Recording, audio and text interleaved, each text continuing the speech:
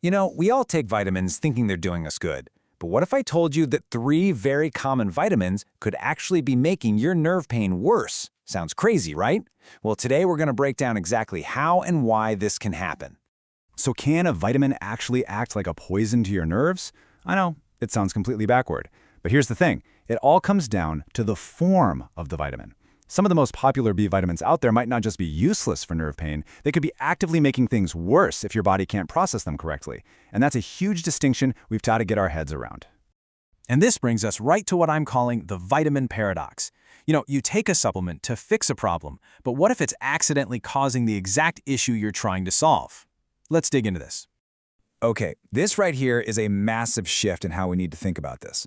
For so many people dealing with nerve pain, the problem isn't that they're deficient in a vitamin. Nope, the real issue is a vitamin processing problem.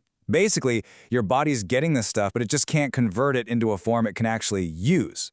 So that brings us to our first two culprits, vitamins B6 and B12. Now, to be clear, the vitamins themselves aren't the bad guys here. The problem is the cheap, synthetic forms that you find in most supplement bottles, the forms that our bodies really struggle with. All right, let's look at vitamin B6 first. The kind you usually see on the shelf is called pyridoxine. Now, for your body to do anything with it, your liver has to do some work and convert it into the active form, which is called P5P. But here's the catch. If your liver can't make that conversion, the inactive pyridoxine just hangs around.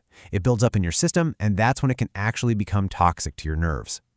So you might be wondering, what's stopping that conversion process? Well, it could be a few things. Maybe your liver is a little sluggish, or you're dealing with inflammation.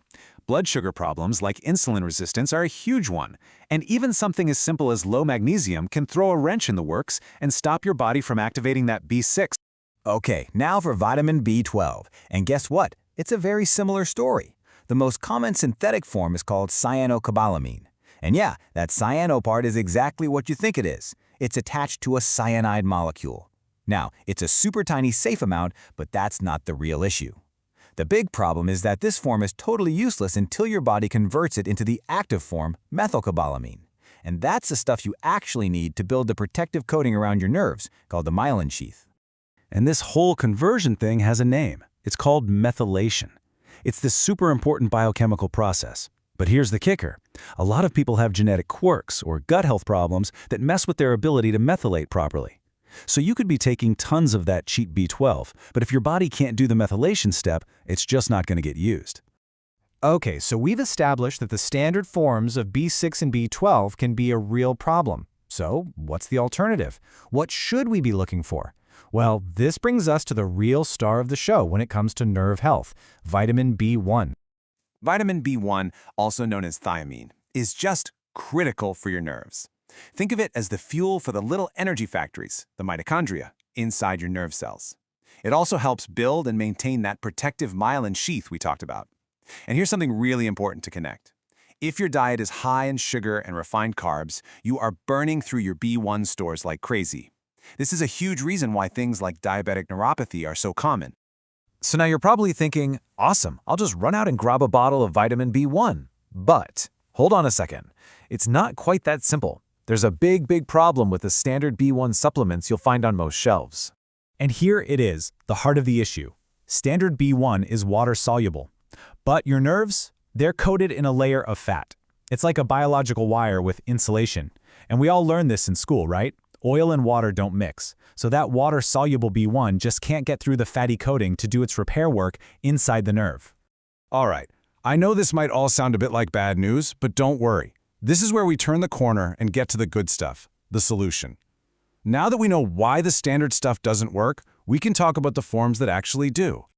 So, remember that whole water and fat don't mix problem with B1? Well, the solution is a special fat-soluble form called benfotiamine. And because it's fat-soluble, it can basically sneak right through that fatty myelin sheath. It's like having a VIP pass to get inside the nerve and deliver that B1 right where it's needed to start nourishing and repairing.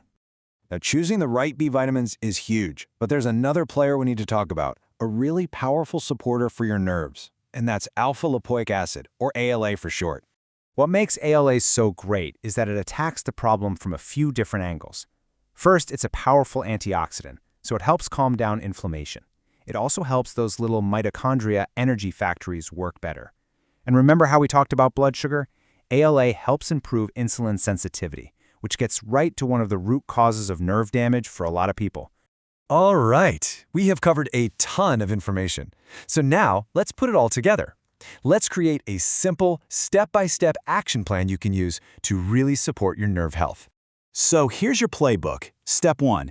Be picky. Always choose the active forms. We're talking P5P for B6, methylcobalamin for B12, and definitely that fat-soluble benfotiamine for B1. Step 2. Don't go crazy with the B6 dosage. Step 3. You gotta support your digestion, especially your bile. Why? Because you need bile to absorb fat-soluble vitamins like benfotiamine. Step 4. Get your blood sugar under control. A lower-carb approach will stop that B1 depletion in its tracks. Step 5. Bring in some fermented foods. Your gut bacteria are little B vitamin factories.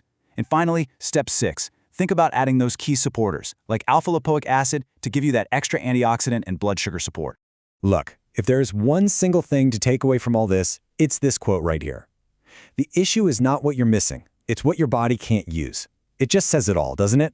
It's not about just swallowing a pill. It's about whether your body can actually absorb it, convert it, and get it to the cells that need it. So I want to leave you with this final thought. Go take a look at the supplements in your cabinet. Are they actually helping you, or are they just passing through?